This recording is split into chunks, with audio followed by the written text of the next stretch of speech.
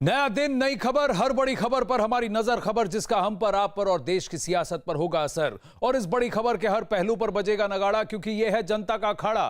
नमस्कार, मैं हूं आनंद नरसिम्हन।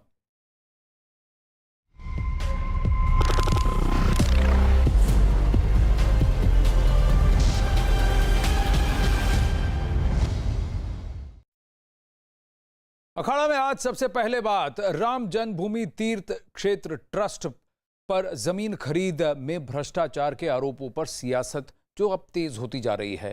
अखाड़ा में आज हम अयोध्या जमीन विवाद की बात करेंगे। इसी बीच अयोध्या जमीन विवाद से जुड़ी एक बड़ी खबर दिल्ली से आ रही है। इससे जुड़ी और ज्यादा जानकारी के लिए चलते हैं यतेंद्र के पास। यतेंद्र, बताइए, नमस्ते, क्या डिटेल्स हैं आपके पास दिल्ली से जो जुड़ी खबर आ रही है? देखिए, बड़ी अहम खबर है क्योंकि जो राम जन्मभूमि विवाद जो चल रहा है, जो ज़मीन खरीदने को लेकर जब विवाद सामने आया, उसको लेकर सियासी आरोप प्रत्यारोपों का दौर जारी है। क्योंकि अब उत्तर प्रदेश में चुनाव भी ज़्यादा समय दूर नहीं रह गए, तो ऐसे में सियासी मामला ज़्यादा गर्मा गया है। समाजवादी पार्टी हो या आम आदमी पार्टी हो, वो लगातार आरोप प्रत्यारोप कर रहे हैं। तो ऐसे में अब गृह मंत्री अमित शाह और बीजेपी अध्यक्ष जेपी नड्डा हरकत में आ गए। उन्होंने तुरंत इसकी सारी रिपोर्ट्स मांगी है, इस जमीन से जुड़े हुए मामले की। उन्होंने प्रशासन से और यूपी सरकार से कहा है कि इसकी रिपोर्ट भेजें। और संघ भी, पूरा आरएसएस नेतृत्व भी इसको लेकर चिंतित है, क्योंकि ऐसे में अगर मामला ज़्यादा आगे बढ़ता है, अगर इसमें कुछ भी सच्चाई होती है तो काफ़ी फजीयत होगी। क्योंकि राम नाम एक ऐसा मुद्दा है जो जिससे बीजेपी का, संघ का कैडर तो जुड़ा है, लेकिन देश की अधिकांश जनता भी इससे प्रभावित है। इसको लेकर आस्था का विषय काफ़ी जोर पर है। और ऐसे में जब चुनाव नजदीक हो तो मामला अपने आप में गंभीर हो जाता है। हालांकि जन्मभूमि ट्रस्ट की तरफ से बार बार कहा गया है कि इसमें कहीं भी कोई गलत नहीं है, केवल ये राजनीतिक दृष्टि से आरोप प्रत्यारोप लगाए जा रहे हैं। तो ऐसे में गृह मंत्री अमित शाह तुरंत हरकत में आ गए। उन्होंने इसकी रिपोर्ट्स मांगी और सूत्र ये भी बता रहे हैं कि यूपी प्रशासन की तरफ से, सरकार की तरफ से सभी रिपोर्ट्स तथ्यों के साथ उनको भेज दी गई हैं। ऐसे में अमित शाह उन सारी रिपोर्ट्स का अवलोकन करेंगे। खुद आरएसएस नेतृत्व भी इस पूरी रिपोर्ट्स को देखेगा, यानी कि पूरा संघ परिवार, एक तरह से कहें, गृह मंत्री, बीजेपी अध्यक्ष जेपी नड्डा और आरएसएस नेतृत्व इस रिपोर्ट्स को लेकर चिंतित है। सारे तथ्यों के साथ फाइलें मंगा ली गई हैं और अब वो जांच खुद और जहां तक जानकारी यतेंद्र ये है कि सिर्फ इसी मामले में नहीं, अब तक जितना भी भूमि अधिग्रहण किया गया है और किस तरह से फंड्स को खर्च किया गया है, पूरी तरह से इसको खंगाला जाएगा, ताकि कहीं पर भी अगर कुछ भी गलती होती है, चूक होती है, तो फिर जो भी इसके लिए जिम्मेदार हैं, ट्रस्ट के जो अधिकारी हैं, आला अधिकारी हैं, उनसे पूछे जाएंगे, सवाल जवाब तलब किया जाएगा। अजीत सिंह अयोध्या में हमारे साथ जुड़ रहे हैं और अमित पांडे भी जुड़ रहे हैं। अजीत, अयोध्या में सबसे बड़ी बात यह है कि लोगों का यह कहना है कि यह पूरी तरह से क्लियर ट्रांजैक्शन है, इसमें कोई गड़बड़ नहीं है। हाँ, भले ही इसी जमीन पर पहले भी इतिहास, वो कहते हैं हिस्टोरिकली एक इस पर विवाद रहा है, लेकिन जिनके पास इसका टाइटल है, जिनके पास अब इसका पेपर्स है, जिस तरह से पेपर वर्क किया गया है, वो पूरी तरह से प्रत्यक्ष रूप में किया गया है, कुछ भी परोक्ष रूप से नहीं हुआ है।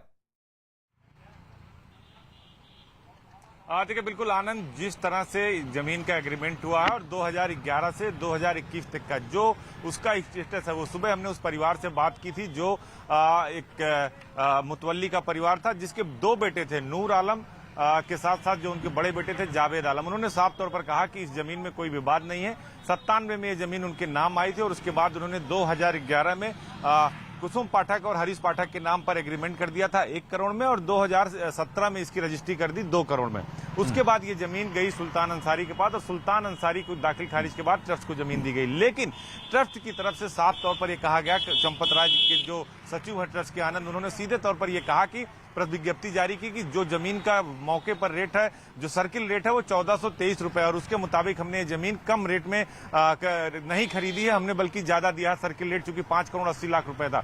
जो राम जन्मभूमि तीर्थ ट्रस्ट के अध्यक्ष हैं आनंद नित्य गोपाल दास, जो अयोध्या राम जन्मभूमि आंदोलन से भी जुड़े रहे, उनके उत्तराधिकारी कमल नंदास ने सीधे तौर पर कहा कि जांच कोई भी करा सकता है, लेकिन घपला नहीं हो सकता, क्योंकि इस पर सीधे योगी आदित्यनाथ की नजर है। उनके गुरु महंत अवैधनाथ इस आंदोलन के सबसे पहले अगुवाई थे, पहले अध्यक्ष थे वो हिंदू महासभा के, तो कहीं इसमें घपले की गुंजाइश नहीं है। और आपको बता दूं, जो आई विटनेस है ऋषिकेश उपाध्याय, अयोध्या के महापौर, जो इस पूरे एग्रीमेंट में गवाही हैं, अनिल मिश्रा जो ट्रस्ट के सदस्य हैं, उनका सीधे तौर पर यह कहना था ऋषिकेश उपाध्याय का कि ये वो लोग हैं जो देश को बांटते हैं, जाति को बांटते हैं, धर्म को बांटते हैं, कहीं कोई फ्रॉड नहीं हुआ, क्योंकि उसकी जो मार्केट वैल्यू है वो 30 से 40 करोड़ रुपए और हमने 18.5 करोड़ में ली है, क्योंकि जिन्होंने ये जमीन दी है उनका राम मंदिर से जुड़ाव रहा है, वो रामकोट के इलाके के ही रहने वाले हैं। तो सियासत भले ही थे, जो उन्होंने ये भी कहा कि हम विधिक कार्रवाई करेंगे। तो अभी फिलहाल राम जो ट्रस्ट है उसकी तरफ से सीधे तौर पर कहा गया है कि हम राइट है, हमें किसी प्रकार की दिक्कत नहीं है, जिसको जो कहना है कहे और जो करना है करे। जी अमित पांडे, आप कुछ बताना चाह रहे हैं? आनंद, इस वक्त हमारे साथ संजय सिंह मौजूद हैं, आप सांसद हैं, और इन्होंने भी आरोप लगाया था राम जन्मभूमि प्रकरण में। लेकिन अभी यहाँ पर डेवलपमेंट ये हुआ है कि इनके घर पर इनके नेम प्लेट के आगे कालिक लगाई गई है। संजय सिंह जी हमारे साथ मौजूद हैं, हम इनसे बात करते हैं। सर, क्या कहना चाहेंगे? पहली बात संक्षिप्त बताइए अपने इन आरोपों के बारे में और इस प्रकरण के बारे में। देखिए, मैं घर पे बैठा हुआ था, आप देख रहे हैं महामहिम राष्ट्रपति जी का घर यहाँ पर है 100 मीटर की दूरी पे। यहाँ तमाम माननीय सांसद रहते हैं, हाई सिक्योरिटी जोन है ये, और यहाँ पे आके ये हमला हुआ। घर में लोग घुसने की कोशिश कर रहे थे, फिर हमारे साथियों ने उनको रोका और उठा के फिर पुलिस वाले लेके गए। कल से भारतीय जनता पार्टी के लगातार सारे लीडरशिप, सारे नेता, उनके उप मुख्यमंत्री, मंत्री, कोई नेता, इसको मारो, इसको काटो, इसको जेल में डालो, इस पे मानहान करो। जिन चंदा चोरों को पकड़ के जेल में डालना चाहिए, बजाय उसके आप मुझे जेल में डालने की बात कर रहे हैं, मेरे ऊपर हमला करवाने के लिए प्रेरित कर रहे हैं।